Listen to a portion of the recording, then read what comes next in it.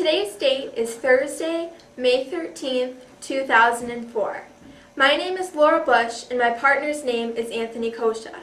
We are part of the RFA Oral History Project. Today we are interviewing Chief Master Sergeant Dale Cleckner, who served in the Air Force during the Korean and Vietnam War.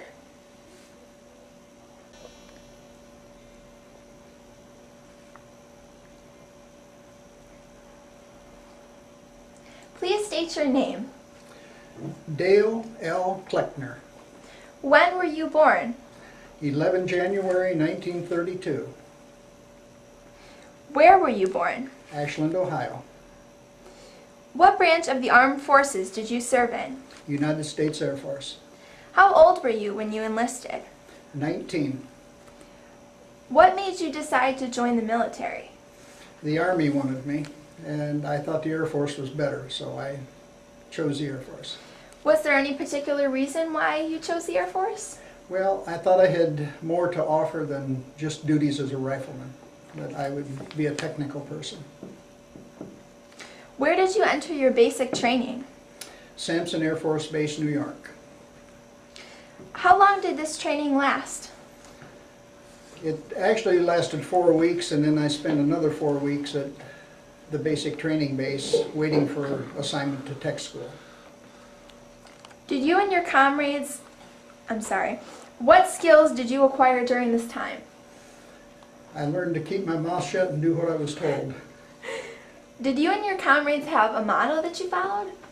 Well, I guess the one that we followed most often was cooperate and graduate. Work together. How did you live out this motto? Well, we helped one another, and it didn't make any difference if it was academics or it was on the drill field or where it might be. We looked out for one another.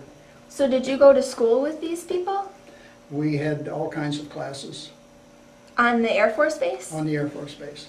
Like just basic high school courses? Well, these were like Air Force history, drill, speech, all kinds of things along this line. How is the training that you received different from the way they train Air Force troops today? Well, I'm sure that today it's more technical than it was when I went through it. Computers have made a lot of changes, and I'm sure basic training has been affected as much as the rest of the Air Force. What wars did you serve in? I came into the Air Force during the Korean conflict and served right on through Vietnam. During the Korean War, did you serve overseas? I did not. What were the names of the cities where you served during the Korean War? Rantoul, Illinois, Duluth, Minnesota, Geneva, New York.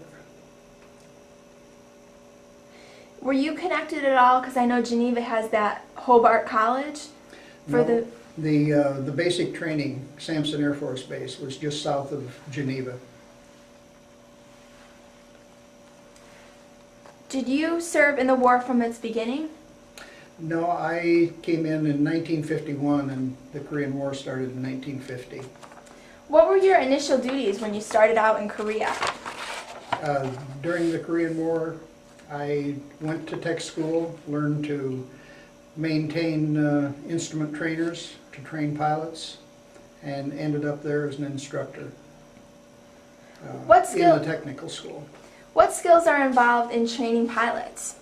Well, you have navigation, you have all the different procedures that they would use in the airplane, which would be bailout procedures, anything along those lines.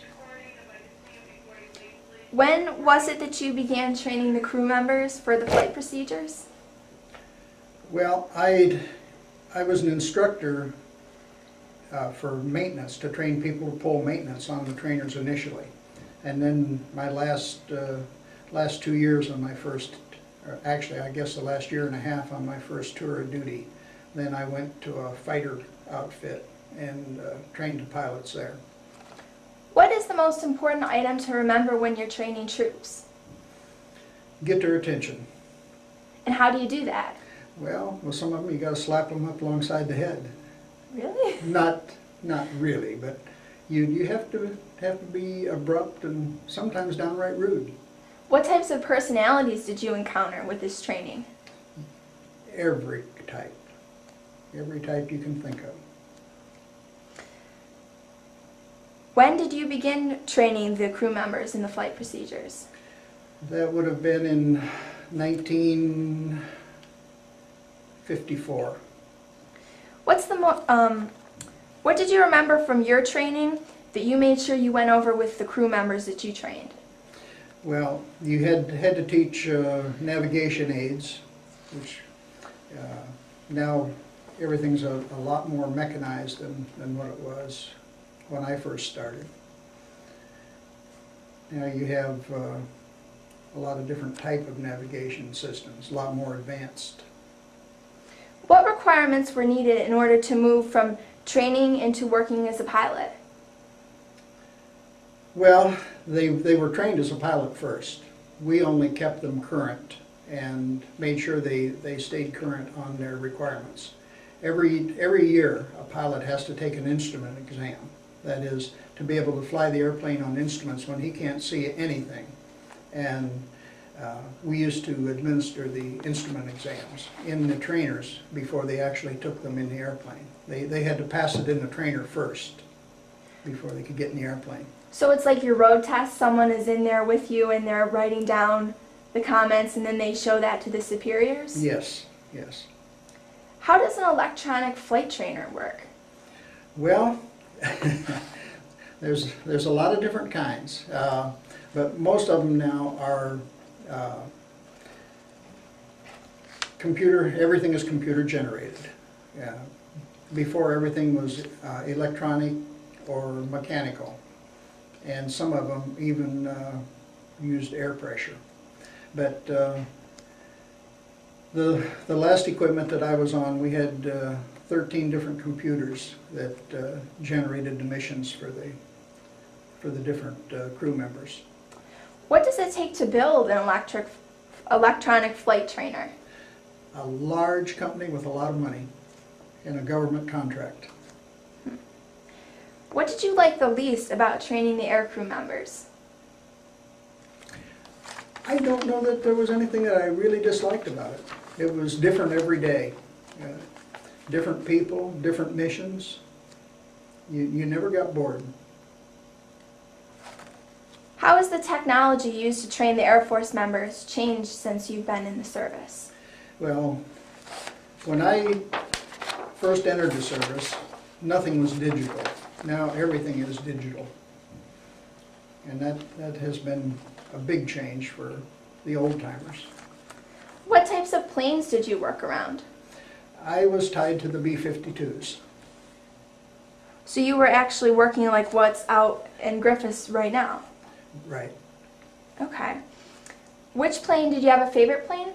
Well, I didn't actually work with the planes themselves. I worked with the people that flew the planes.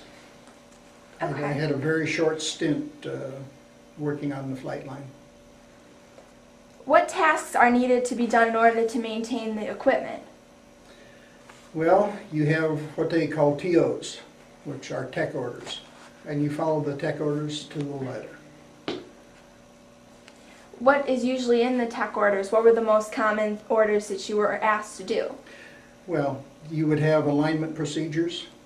If you were working on, say, the instruments in the B-52, the particular instrument that you would be working on, there would be a portion of the tech order that would tell you, you do this, this, and this in that order. Were you involved in Air Defense Command during the Korean War? I was assigned to a fighter outfit. I did not train the fighter pilots. I trained the people that flew the other types of airplanes. We had the cargo airplanes. What's expected of an Air Defense Commander? Well, they were responsible for the protection of the entire country.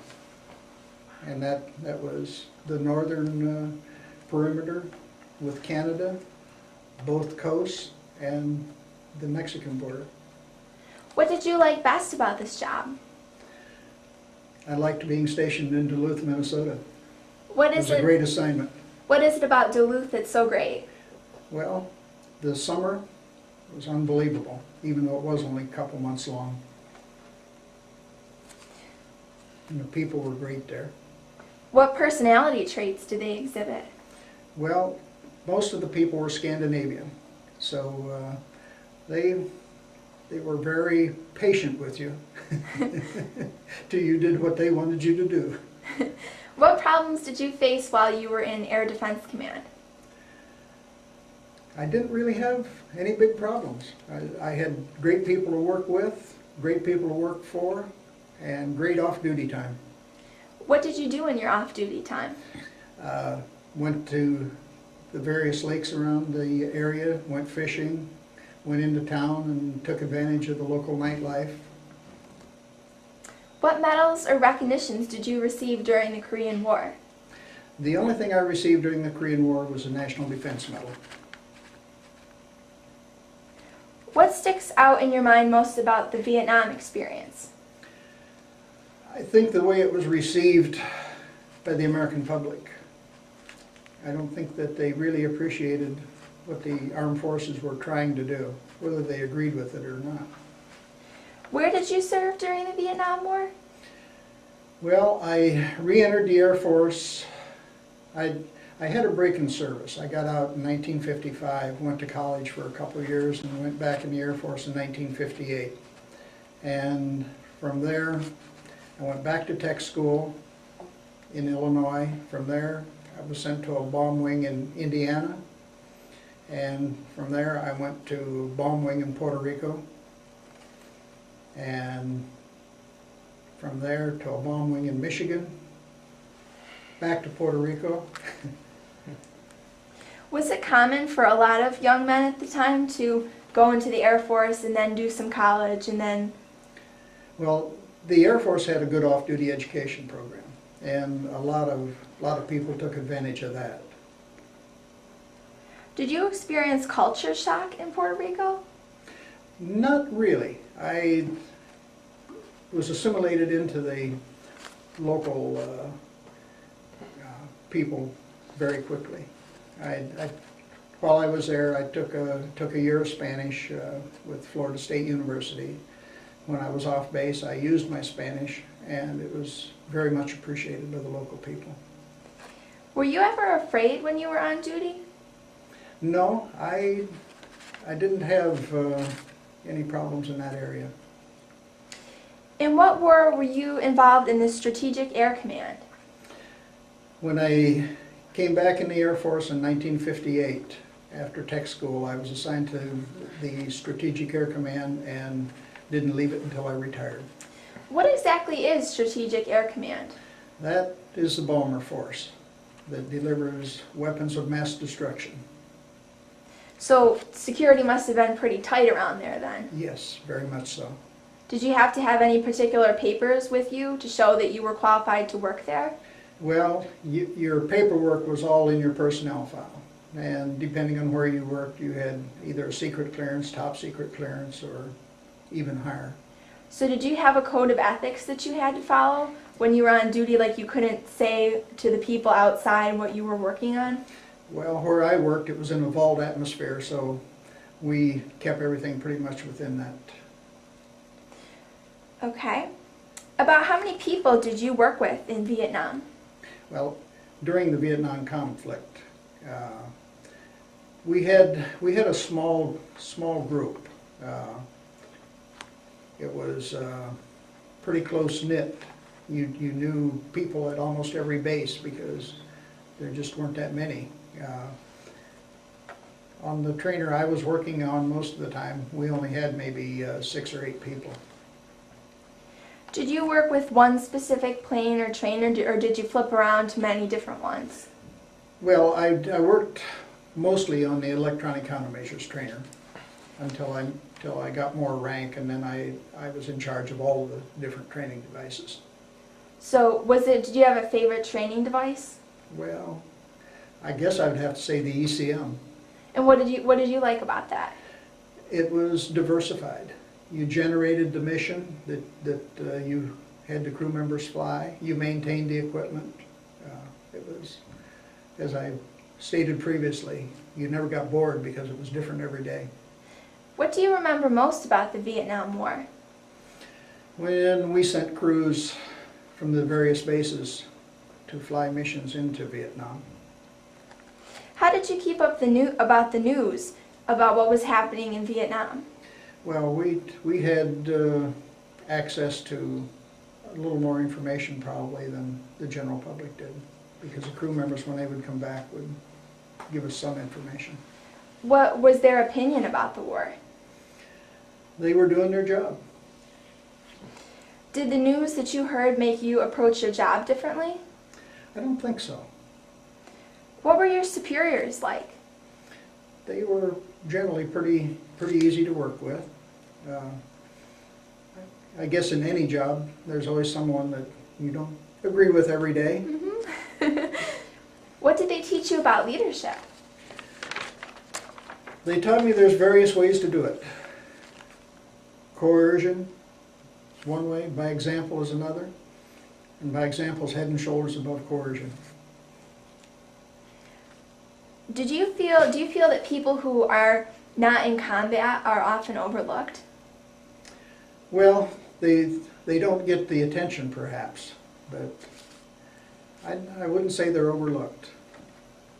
What person did you remember best from your service? Well, the one person I suppose that I remember the most was when I was in the Air Defense Command. I worked for a master sergeant who ran base operations, and my trainer was directly under him, and he was a great guy. There wasn't anything he wouldn't do for you. He looked out for you and taught me to look out for the people that worked for me. If you could change the way you approached something during the wars, what would you have done differently?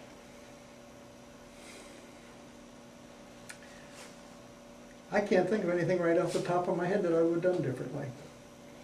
In what way did your service change your perspective on war? Well, I never gave much thought to war until I was asked to go to war.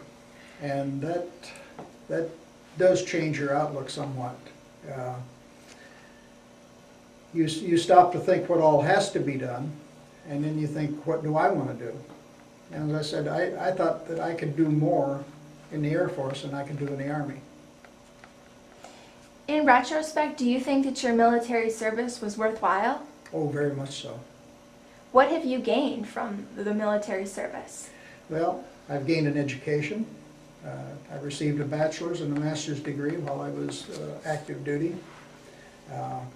I had all the technical training that the Air Force gave me. It instilled in my children a sense of obedient behavior, shall we say, because they saw the example I was setting by obeying my superiors, and I didn't have near the problems maybe that a lot of parents did. What would you say to people like John that you met downstairs that said that they want to go into the Air Force? I'd say go for it. I think it's a great experience. Next, would you like to explain these pictures for us? Well, I could. I really only brought two pictures here to show, but